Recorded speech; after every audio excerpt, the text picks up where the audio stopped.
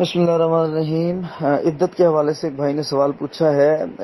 عدت فرض ہی سمجھیں جی، عدت بہت ضروری ہے، اور نبی صلی اللہ علیہ وسلم نے اپنی کسی صحابیہ کو اس سے ریلیکسیشن نہیں دی، چھٹی نہیں دی۔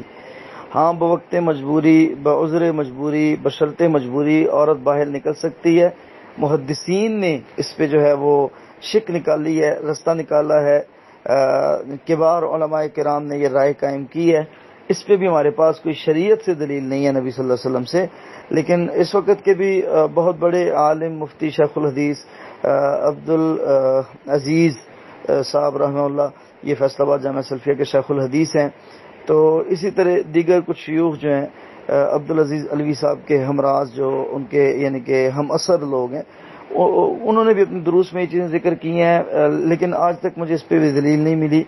ذکر کیا کیا ہے؟ ذکر یہ کیا کہ اگر کوئی عورت جو ہے وہ مجبور ہے تو وہ بامر مجبوری جو ہے وہ باہر نکل سکتی ہے، وہ جا سکتی ہے کہیں فوتگی پہ، خوشی پہ، غمی پہ۔ خوشی سے تو اجتناب بھی کرنا چاہیے کیونکہ وہاں پہ شرکت اتنی ضروری نہیں ہوتی۔ تو باقی عدت ہے بہت ضروری، عدت کے ایام پورے کرنے، عدت میں اپنے گھر میں رہنا، عدت میں جو فضولیات چسن وسن ہے ان سے احتیاط کرنا یہ ضروری ہے۔ جزاکم اللہ خیر۔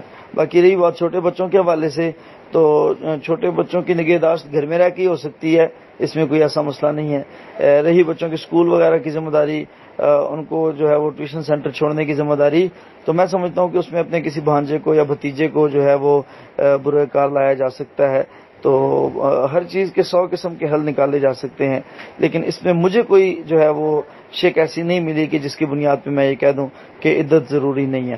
ہاں، اگر کوئی اور عالم کو شیخ الحدیث آپ کے پاس ایسے موجود ہیں، میں طالب علم ہوں، وہ آپ کو اچھی رہنمائی کر سکتے ہیں۔ جزاکم اللہ خیر۔